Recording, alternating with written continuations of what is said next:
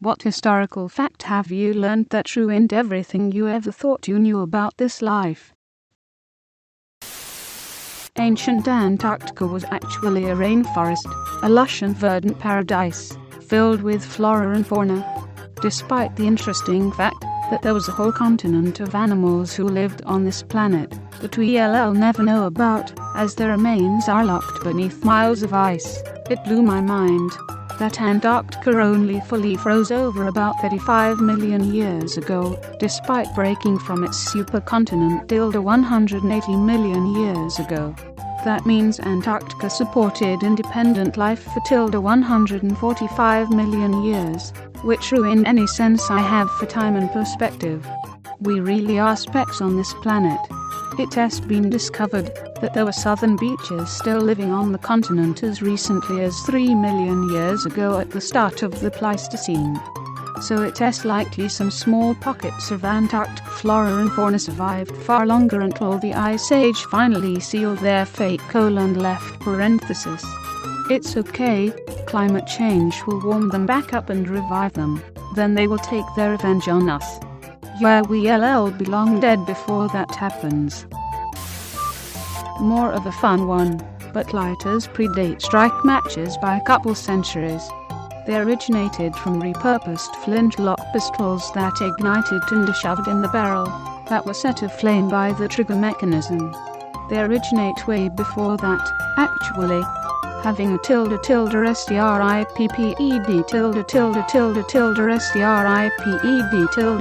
serrated piece of metal that used to strike a piece of flint or pyrite was the common way to light a fire thousands of years ago.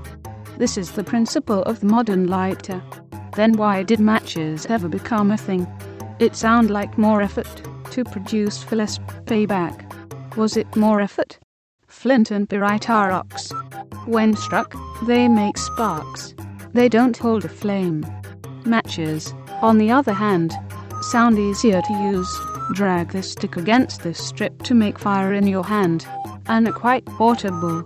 I'm not confident I have the right answer, but I really liked your question, so I figured I'd put my thoughts down.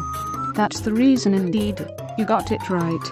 There were tools to use these sparks. Little sticks of wood covered in flammable solids. They were called matches! But they weren't the self-igniting friction-actuated matches of today. They needed an external source to burn, and this was the job of the lighter. There was a Spanish explorer that first visited the Inca Empire and saw lots of prosperous cities and a great civilization, and told his peers about it when he returned home. But when other folks went to visit the side cities, they found nothing but jungle, and thought the explorer lied about his story. The fact that blew my mind is that nowadays we discovered that his story was true, and the people he encountered died from diseases brought into the New World, and the cities and civilization they built were consumed by jungle in the span of a few years. They're still finding cities. A few years ago they found proof the Inca Empire population ranged from 15 to 20 million people just on the fact they found more Inca cities. That Napoleon wasn't cartoonishly short. All those cartoons were a lie. I averaged height for the time you jerk. Oversimplified. I'm a little baby and imfu we scared. The Emu Wars by Oversimplified has got to be my favorite of all time.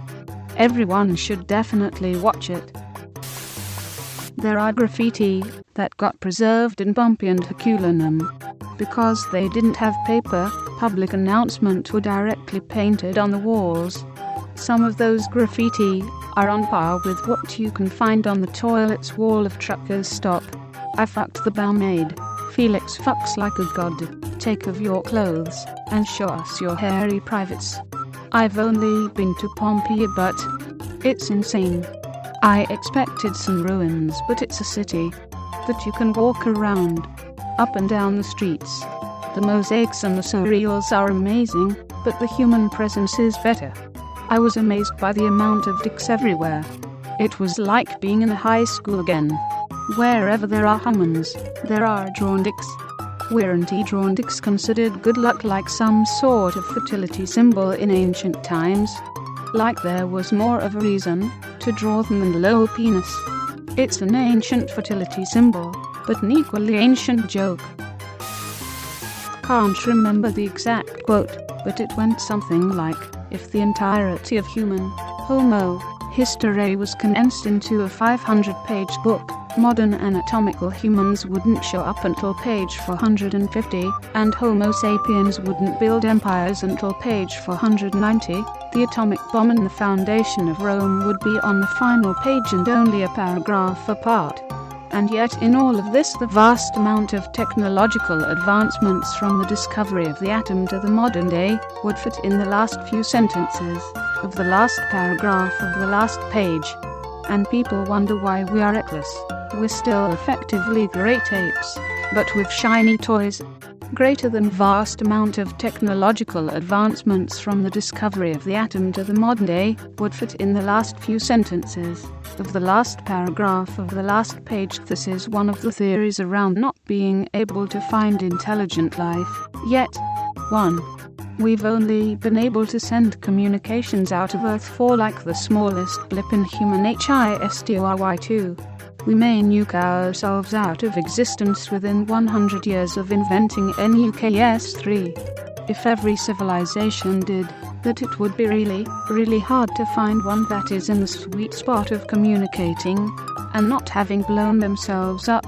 Also, the lifespan of humanity is such a short time that a civilization of intelligent life could have come and gone before us, or won't come to be until long after we're gone. When dealing with the vast amount of time in history, it has a potentially extremely small window for us to overlap with other intelligent life. Spars, a young slave pioneer, had castrated and then married. You don't have to go back nearly that far. Read up on the castrati. That was just for singing. Castrati was made to sit in a hot bath while their testicles were squeezed and squashed over a long time till the testicles were mushy. Not lobbing anything off. Sounds so much more pleasant and humane when you put it like that. This is how they castrate young bulls. Zip tie the balls until they turn black and fall off. No anesthesia. Greater than made to sit in a hot bath while their testicles were squeezed and squashed over a long time till the testicles were mushy. How is that remotely the same as tying a band around them? What? It says here in this history book that luckily, the good guys have won every single time. What are the odds? Norm MacDonald. Miss that guy and his humor. I didn't even know he was sick. He beat cancer by dying. No, he fought it to a draw. If you look at the history of mankind, you quickly see that nobody ever learned from our history. It taught us that we didn't learn anything from history, but even that we can't learn. Victorian era London was a terrible place to be alive as a member of the working class. If I recall correctly, you could pay a penny to sit indoors on a bench but no sleeping. 2 pennies and you could swing your arms over a rope and sleep standing up, or if you made hella money that day you could pay 4 pennies and sleep in a coffin. The water is undrinkable, and children expected working hours were 12 to 18 a day starting at 4 years old. By those standards, a lot of us would look like royalty to them. Even worse to be among the impoverished in Victorian London. At least the working poor probably had a roof